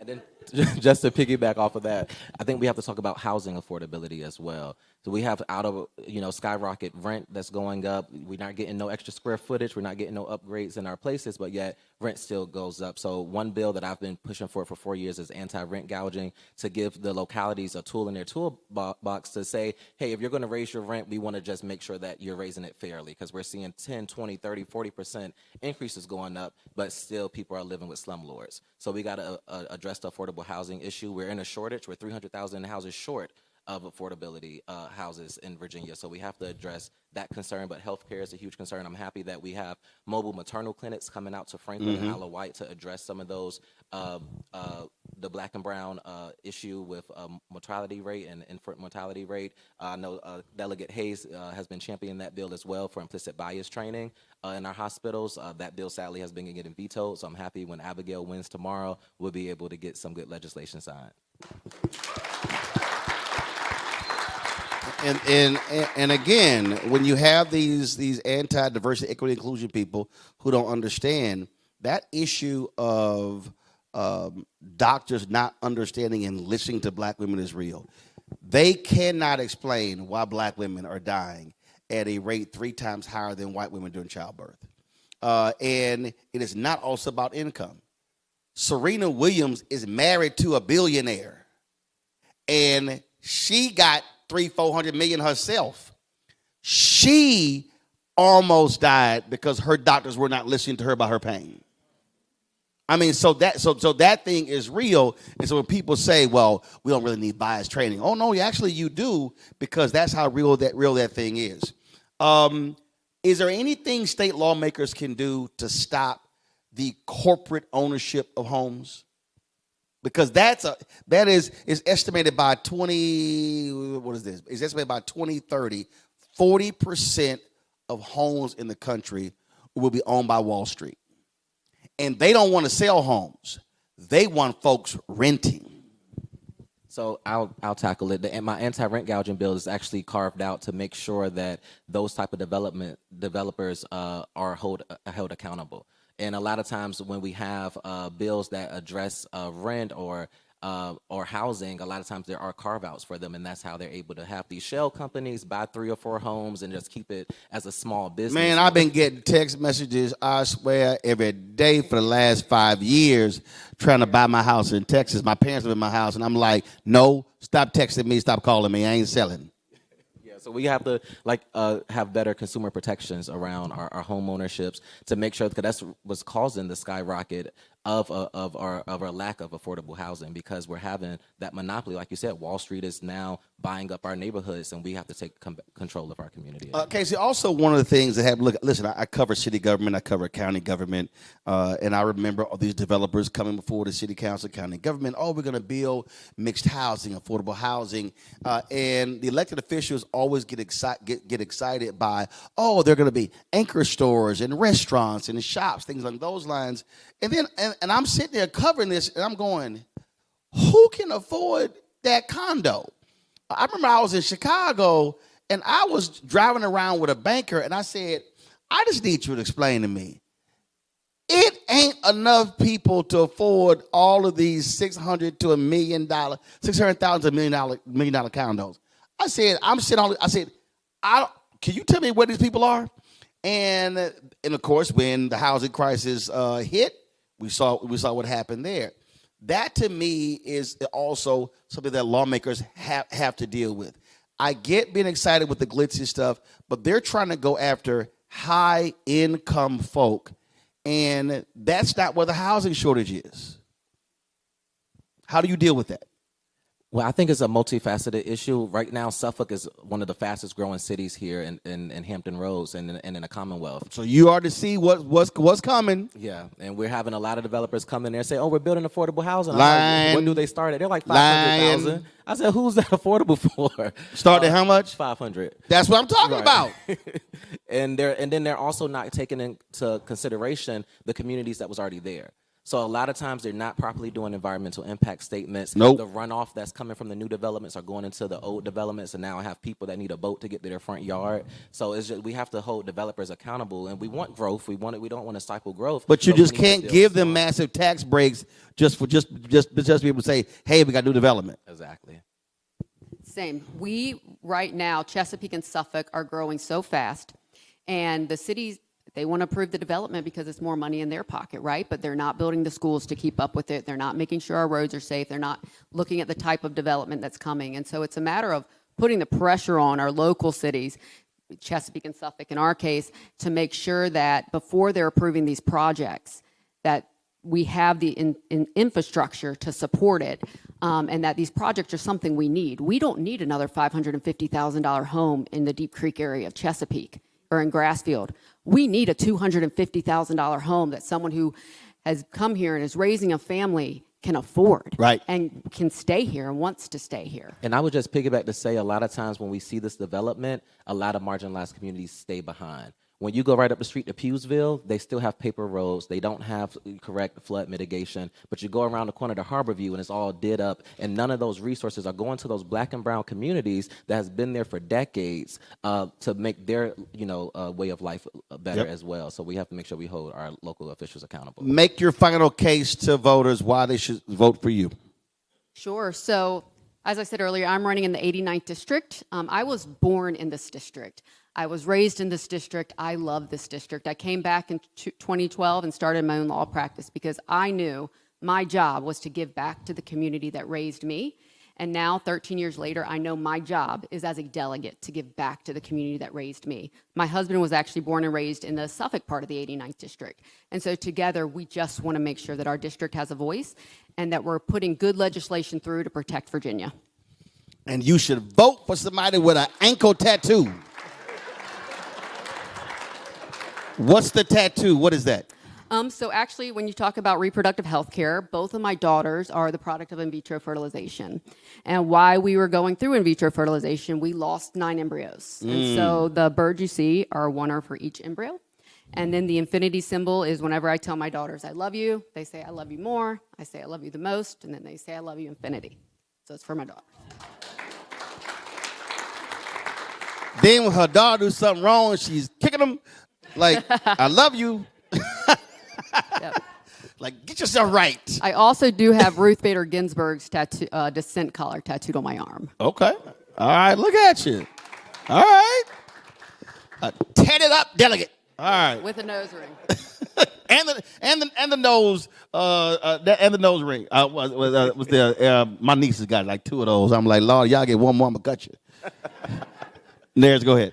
Awesome. Well, first, I just want to thank you for being here, coming out, raising awareness in a time like this. It's so important that we get the word out and get the vote out, and definitely to black voters. So, and thank you to all that came out. But this election, we have a clear decision to make, and it's going to take each and every one of us to get out to the polls. So, I encourage you to continue to support me in the 84th District. The last 2 years, I sponsored over 300 bills. 90 of them has been signed under a Republican governor. So imagine the work that we. You've been busy. Yeah, we've been busy in the House.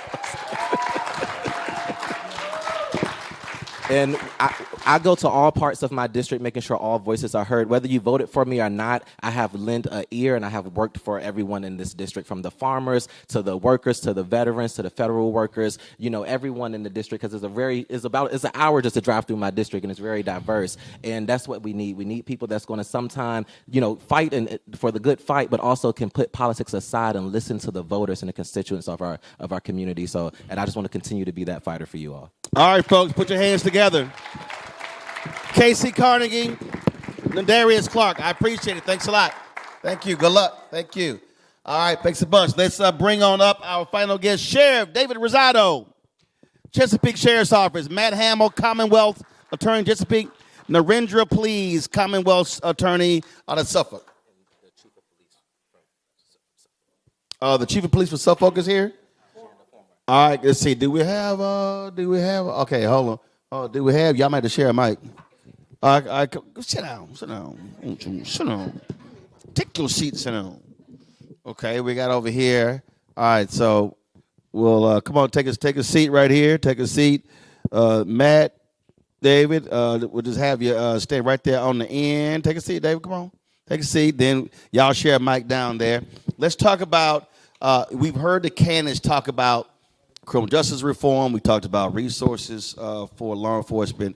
A lot of folk finally figured this out, folk on the Democratic side, on the progressive side, about 10, 12 years ago, that the folks here, you are actually at the center of criminal justice reform. We could talk about, folks were going to Congress, they were going to state houses, not realizing that the decisions, not even really made by judges, it's made initially at that arrest, at that indictment, and then what happens in the courts. Just share how your view of law enforcement and criminal justice reform and keeping communities safe and how those things work together. As you mentioned before, when you were speaking with the delegates, it's a 360 view. You're looking at everything. You're looking at the circumstances of a particular crime. You're looking at what's fair for that community. You're looking at what's fair to that victim. And you're looking for consistency. And so it is not a one-size-fits-all. You're always looking at how to have an impact. And for me, for my office in particular, when you were talking about how are you trying to make your community better, ours starts with education and prevention. And the thing that I always say is I prefer not to have to prosecute anyone, but people do what people do. And so I will have a job probably for a while. But if we can educate people and we can prevent that, that's far more impactful, in my opinion, than anything else. And so I don't look at it as reform. I'm not progressive at all. I think the solutions and approaches we take in my office are just common sense. There's nothing special about it. Dealing with mental health, we started a behavioral health docket in the city of Suffolk about 2 years ago. Having people come through that system so that they don't continue to be repeat offenders just makes sense. So for me, it's just about doing the things that make sense. See, Matt, for the longest, it was hardliners, lock them up, throw the kid away, put folks in. And then now, if you are a common sense prosecutor, oh, that's a Soros-funded prosecutor, as opposed to, no, you got to factor in how much it actually costs to put somebody in a county jail, to put them in a state prison, how long they are there, and also examine the crime itself to the point that you just made it. Also, it's about fairness when you have the disparities in sentencing as well. Talk about your approach. Thank you very much, and thank you very much for having us here today, Roland. This is a great opportunity to talk a little bit about what we do. For those of you that don't know, Narendra is the Commonwealth's attorney for Suffolk. I'm the Commonwealth's attorney for Chesapeake. We're both elected, we're both running for re-election, and we are essentially your district attorney. That's what they call it in other jurisdictions. But we are the chief prosecutors for our jurisdiction. That's what we do. And so now more than ever, having an elected Commonwealth's attorney is so key. When you look at the things that Trump is doing in firing U.S. attorneys who will not indict his political enemies, and he fired the U.S. attorney in the Western District. He fired the U.S. attorney in the Eastern District. He had career prosecutors quitting so he could finally put somebody in there who has no criminal justice experience to indict people. We are at the local level, and this is why this election is so important, because there's no D's or R's. Once you get past the statewide races and the delegates, we're the local guys on the bottom, and that's why voting the entire ballot is important. That's why having poll greeters handing out Democratic sample ballots is so important. But to answer your question specifically, we have a very similar approach. Narendra and I work quite well together. We oftentimes do special prosecutions for each other's jurisdictions. It is a 360-degree approach. Yes, I think Suffolk and Chesapeake want good schools and safe streets. That's my North Star. That means we're going to prosecute violent crime hard. But when it comes to nonviolent offenders, people who commit crime because of drug addiction or behavioral health issues, we not only have a behavioral health docket in Chesapeake, we also have a recovery court, which used to be called drug court. And when I came to office 4 years ago, there was very little support for those programs in Chesapeake. And I'm proud to say we now have the second largest combined drug court and behavioral health docket in all of Virginia, right here in Chesapeake. Thank you. And Chesapeake is a 255,000 person city. We're the second largest city in Virginia. And if you think this election doesn't matter, it matters. It especially matters to have people with integrity who are going to indict people who deserve to be indicted and to divert people who deserve to be diverted out of the criminal justice system. I also started an elder abuse task force. It's a multidisciplinary team of various agencies where we educate the public on elder crime to help prevent scams, prevent construction scams, but we also prosecute cases through that program, the hard cases that were not prosecuted before. And I'm very proud of that work. And so, yes, it's community prosecution, it's dealing with behavioral health, it's dealing with drug addiction, but it's also doing our job with integrity in each and every case. Sheriff, we see these stories, we see these cases, we see what happens when conversations take place, and then folks say, well, there are a few bad apples, but then we see other cases where you have shootings, police brutality, things along those lines. As a leader of a department, how do you set the tone in terms of how you want those under you to be operating and to understand they are there to protect and serve not themselves and each other, but the public? Thank you, Roland. Thank you for that question, and thank you for allowing me to be here. In Chesapeake, the sheriff's office is a unique office because we're there for the community, first and foremost. By code, we take care of our jail security, inmate care, as well as our courts and serving all the civil papers in our city. But it's the heart of who we work with together in the office, the men and women. There's 422 sworn staff, 69 civilian staff, and we work cohesively and we work as a family. Also, what's important in the community is keeping it safe. And we do it by the collaboration and working with the Commonwealth Attorney's Office, the police chief, the fire chief, and the city. Together, we are the safest city in Hampton Roads. And we're one of the safest in the country. And that's not by accident, that's by design. That's by all the work that we do. And it starts in the community. It starts in the schools. I've expanded school resource deputy program to keep our kids safe in all the elementary schools. And it's a 3-year program that we started 3 years ago. There were no school resource deputies or officers in the elementary schools to keep our kids safe. We started that, and I've expanded that, along with our involvement in the community, with the civic leagues, with the churches, and keeping our seniors safe. The men and women that I work with, I'm so proud to walk alongside them because I've done it for 24 years. And they have the biggest heart for our community. They know how to treat people because they're in our communities, they live there, and they work side by side with each other. But it's what we do in the community. We raise money for Special Olympics. We raise awareness for mental health. Right now, we are constructing a mental health therapeutic unit in our jail to help those with mental health crisis. Years ago, the jail was a place where it was a dumping ground for people with mental health issues. Now, we are finding a solution for it right now to help veterans with PTSD. That's a program that we've started to help women with trauma from childhood until now, and these are only going to expand. So we care for our folks here in Chesapeake. We do it with care and compassion. Our place, our jail, is not a place of just retention, but of redemption. And that's what we want to show everyone. We're here for you, we love you, and we want to be a part of you. Give us your name and title. Al Chandler, retired chief. And being retired, I'm able to speak a little easier. Or freely. Yes, much more freely. When you talk about accountability, and that's kind of the question you asked. I think accountability is something that we need to talk about a lot in today's time, because what we're seeing, many of us have concern with, especially on the national level. And if we're not careful, that seeps down into the local level very quickly.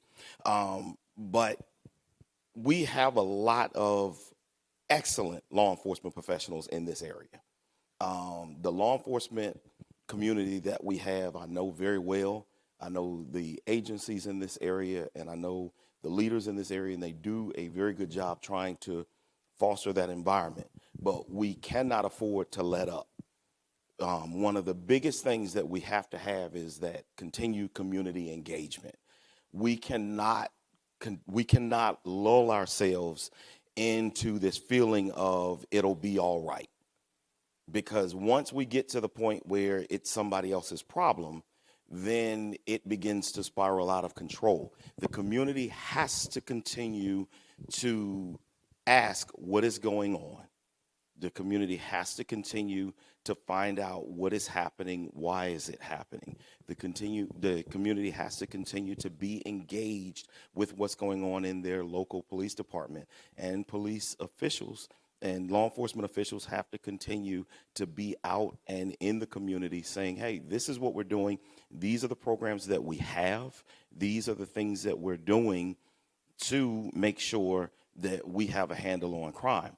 I think the wraparound services that we were talking about are extremely important because arrests are needed. We have to be extremely aggressive when it comes to fighting crime. We can't be soft when it comes to fighting crime. We have to actually make arrests, because some people will not be just kind of, hey, be nice and don't do that. There are some people that will need to be arrested, but there are other people that we can give them those resources, and those resources need to be available. So we as a community need to make sure that we are on the forefront of making sure that we know what community resources are out there, and be able to offer and push those community resources in our churches, in our social organizations, in our nonprofits. We need to be saying, hey, how can we support our local Commonwealth's Attorney's Office, our sheriff's departments, our police departments? Well, Narendra, on that point, I mean, for instance, we are dealing with attacks on cashless bail. We are dealing with how folks are demonizing, if you will, decisions made by prosecutors in the state of Florida, where you've had Governor Ron DeSantis, literally, he has removed state prosecutors, individuals who were elected because they made the determination as to how they were going to prosecute. And then what's crazy is the voters voted on that. So in one case, he removes a black woman. He removes her. She gets reelected on the exact same agenda. And so this whole idea of someone else, I love a lot of these Republicans who talk about local control. And I'm like, well, these are elected folk, and people are elected in their communities. And so talk about, again, how, as the person who runs an office, how you are setting the agenda as to how the office is going to run, and the voters get to hold you accountable when they go to the ballot box. Well, I think part of that problem stems from the top, right? When you have the president of the United States demonizing prosecutors, what do other people think? Except that we are not good at our jobs. We don't know what we're doing. That we're using our jobs to further our political gains. I will say this, and I've always said it to everyone I'm accountable to, and to those who come through our city. I value people with integrity. Our office does not operate with attorneys and support staff who don't do the mission of the job, which is to treat people fairly, to do their research, to do their homework, and prosecute those cases that need to be prosecuted, again, diverting cases that need to be diverted, and considering, again, a 360 view about how a case should be pursued. I am accountable to the people in Suffolk. They vote for me. They will reelect me tomorrow. And what we... And what we do in Suffolk is one, we're listening to our people, right? So I started an environmental justice initiative. We are actually going after people who are environmental offenders in our city.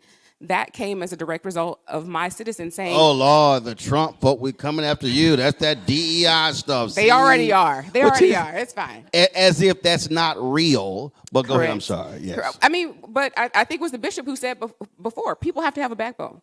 People have to stand up and do what's right, because and I hate to bring it to Hitler and Nazis, but they didn't just rise to power overnight. People let it happen. And you have to take a stand. You have to take a stand. You have to say what's right. You have to do what's right all the time.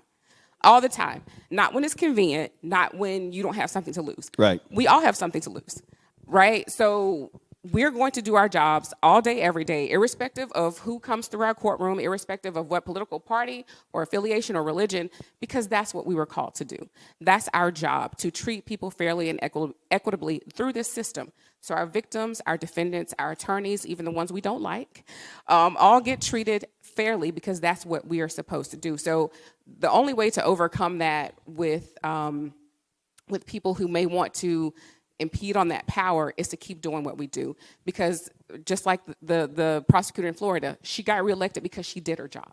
Right. And so hopefully what I am doing, what I have done the past 4 years, speaks for what I am and who I am and the people I employ. And we will continue to do those good things and bring those good things to the city of Suffolk. You know, Matt, when we talk about, again, those decisions that a person has to make, for the longest, you had judges that had discretion, even in sentencing. Then all of a sudden, we saw with bias how in the heck this person had the book thrown at him, but this person got off. Well, then lawmakers swung the pendulum, mandatory minimums, then not realizing, well, not all cases, not all crimes are the same. There are so many things you have to factor into that. And so for folk who don't understand how you think and how you see this, how do you communicate to your attorneys as it relates to how you want things to be done? Because there have been some DAs who say, hey, I need high conviction rates because that's what's going to guarantee your next job, as opposed to what's fair and just and right for the community in which we serve. Well, that's an excellent question. I know. I'm just messing with you. I'm just messing. Y'all got to have some levity, of course. That's why I'm here, because you're good, man. You're good. Well, first of all, we do have high conviction rates in my office, 95%. I just want to put that out there. But your point is very prescient. If we get cases that come in the door that are overcharged, or we have cases that should not be prosecuted, we have the discretion to null prosecute any case that comes through the door. And we really are the last line of defense right now. And I'm not trying to overplay this and talk about this, but this is so dramatic, what is happening at the national level with the firing of career prosecutors, career law enforcement. It is going to take decades to get us back to where we should be. Well, it's not even just firing. You had a case in Los Angeles County. A woman was brutalized by a deputy sheriff while she was recording an arrest. The U.S. Attorney's Office prosecuted this former deputy sheriff, got convicted. The Trump-appointed U.S. attorney comes in to offer a post-conviction plea deal to let the guy off when it had gone through a jury. He had been convicted. This is after the fact, and they said, nah, we want to completely change it. So we're seeing something that is so outrageous with how they're prosecuting. In fact, there were 2 cops in D.C. who were convicted. They're chasing a person. I think it led to serious injuries. They were convicted. Trump, the first week, he pardons those 2 officers. It's shameful. So we're seeing something that is way out of what we normally have. But it's worse than that. So 17 years ago, I volunteered for a deployment to Iraq to serve inside a prison in Baghdad, where our soldiers and airmen and Marines were rounding up people. They were looking for people in towns around Baghdad, and they'd bring in, sometimes they'd be looking for a guy with a common name, and they'd round up 30 or 40 people that shouldn't be there. And it was my job to set up parole-style review boards of these detainees. And what we were doing is bringing constitutional principles of due process and the rule of law to the Iraqi people to say, look, if we don't have the evidence to hold you and you're not a security risk, we're going to send you out. And it was so fascinating to me to see what if we would release somebody, the next 10 guys that would come in would say the exact same thing that guy said. And I'm like, it doesn't work like that. But they did not believe in the system. They did not believe in the rule of law. They did not believe that what we were doing was fair and just and right. And what is happening right now at the national level, I fear it is eroding people's trust in what we do every single day. And that is the real tragedy, the real shame, and the real danger in what we're dealing with right now. Cheryl, to that particular point that Matt just made there, when we're talking about law enforcement, it is a trust thing. Listen, the 2 lawmakers who were gunned down in Minnesota, what happened? Person came, knocked on their door, looked through the peephole. They saw law enforcement. They opened the door. He was impersonating law enforcement. That happened. That was a case in Florida. This guy was actual law enforcement. Was driving an unmarked vehicle. He stops this guy on a highway. And incident happened. Guy ends up being killed. And the guy was like, I didn't know who the heck. Like, he was on the recorded saying he know who this person was because no lights, no nothing. And so that is so important. What do you tell your deputy sheriffs and your personnel when it comes to the issue of trust? Because if the community loses trust, they're not talking to you. They don't want to call you. They don't want to see you. And then when you show up, folks don't even want, there's tension that's there. What do you say to them that, hey, do understand that the folk who you roll up it, that's also who pays your salary? Exactly, because that's who I work for. That's who we work for. Trust is earned, not given. And everyone that I work with, my job is to make sure that they go home every single day to their families. And that's by providing the best training, equipment, and opportunities that I can give them. And when they're out in the community, it's about building trust. We just don't work the jails, the courts, or serve papers. We're in the schools, and we're out in the community. We're in the churches, we're in the communities, as well as the underrepresented communities that we're there for. We work with our seniors, we work with our children, and education is key. Because I even talk to the seniors about if somebody comes up to you, knocks on your door, and they have a uniform, you don't have to open the door. Find out to see who they are. Call 911, see if there's an officer or deputy in front of my door, and they'll let you know.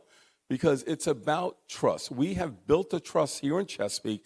That's why we are so involved with our community, more so than anyone that I can think of or any agency in this area.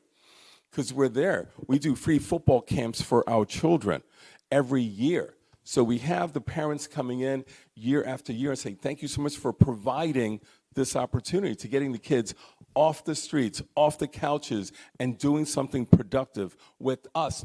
We have volunteer deputies that are out there working with the kids that were former NFL players, former college players, or high school players, and that builds the trust that we have in our senior community, where we provide safety initiatives, scam prevention, and a senior self-defense. We literally teach them how to defend themselves. It's a lot of fun for them, but for us, we walk away with a couple of bruises, okay? Because these seniors, we teach them how to empower themselves. And that's what makes a difference, the trust that we've built, not just given or not, we've earned this trust in our community within the churches, the schools, and everywhere we go. You will see me 24 years. I've been there. We've worked with our special needs, Special Olympic citizens out there. Everywhere that we go, we build trust, and that's the number one thing that I think that we can be proud of. We're over time. Of course, we got to head to Virginia Beach because we're live there at 6 o'clock. Make your closing argument why they should vote for you. So Matt mentioned due process, and I had that mentioned to me at the polls. I had someone come up and say, I just want someone who will stand up for due process. I told him we do that anyway. It's what we do all the time. We're not changing and we're not pivoting because someone told us to. Someone in Washington said what to do. We're doing what we do because it's the right thing to do every day, all the time, and we will continue to do that. And that's why you should vote for me. Matt. Well, thank you very much to you, Roland, and to all of you for coming out here. It is really my honor to be able to talk to you for a couple of minutes. It comes down to the mission of our office and doing it with integrity. The mission of our office is to seek justice in every case on behalf of the victim, the citizen, and the city of Chesapeake. It's that simple. We do it with our foundational pillars of teamwork, mentorship, training, and integrity. I have nearly 30 prosecutors on my staff. 20 of them are very strong women prosecutors. I am extremely proud of the office makeup that I have, what we've accomplished over the last 4 years with Elder Abuse Task Force, heightened awareness, and in second largest behavioral health docket and drug court in the state. I'd like to keep serving the citizens of Chesapeake because never in the history of this country is it more important to have people with integrity in our elected Commonwealth Attorney's office, and I hope to have earned your trust and your confidence in your vote for 4 more years. David? I'm Sheriff Dave Rosado. I'm the People's Sheriff. I've been in office for 24 years and as your sheriff for the last year. I have expanded senior programs, youth programs, more deputies in our elementary schools, and my job is to make sure to keep you safe. You have to write in and shade in the box for my race because I'm the write-in candidate. I need to express that. You have to write in, shade in Dave Rosado so I can continue all the great work that I've done. I will continue to do. This is not a job for on-the-job training. This is a job that I will continue to give you excellence that I have been for the past year and looking for 4 more years to excelling this city to making it even safer, working with Matt Hamill and Commonwealth Attorney and our public safety team. Chief, you ain't running, but folks who vote for city councils and mayors, they're the ones who hire police chiefs. So just talk about the importance of folk going to the ballot box. Really important that we all get out to vote. If ever a time we needed to vote, it is now. It is literally life and death that we get out and go to that ballot box and vote correctly. All right, folks, that is it for us here at 6 p.m. We're going to be, first of all, let me thank everybody for coming out. Give yourselves a round of applause, please. Give it up for all of the candidates and all of our panelists as well. We're going to be in Virginia Beach at 6 p.m. Eastern, New Light Baptist Church. So we look forward to broadcasting. That's our normal show. We're normally live 6 to 8 p.m. Eastern every single night. So we'll see y'all in 4 hours. Let me thank everybody for being here. Again, folks, elections matter. When we talk about what is happening in our cities, our towns, our state, in this country, you cannot talk about you want policy changes unless you deal with the politicians when it comes to policy. And Matt made the point, and I think it's critically important, and we emphasize this all the time. Top of the ticket is important. But the fact of the matter is, and polling data shows it, more people are impacted by local races than they are state and even national. So you know how we do on this show. I remember when I was in Harris County. I'm from Houston. When I travel around, there were 18 sisters who were running for judge, and I was traveling around with them. Folk, please, do not just focus on governor, attorney general, lieutenant governor, and those positions. You have to vote down ballot, top to bottom. And again, if you're talking about criminal justice reform, if we're talking about social justice, we have to understand that, guess what? State attorneys, district attorneys, they are at the forefront. Sheriffs at the forefront, judges at the forefront of dealing with that. And so I want us to remember that. Again, maximize your vote. You have the opportunity. Election day is Tuesday. Let's make this thing happen. And again, let's not just complain about stuff. Let's not just tweet about it and post on TikTok and Instagram. Every single person has the right to vote. And remember this here. You might be a billionaire, but they only got one vote. And you might be on SNAP benefits, but your vote counts as much as the billionaire's vote. And so you got to make it happen. Let me thank Bishop. Let me thank everybody for being here. Thanks a lot. I'll see y'all live at 6 p.m. Eastern right here. Roland Martin Unfiltered on the Black Sun Network. Holla!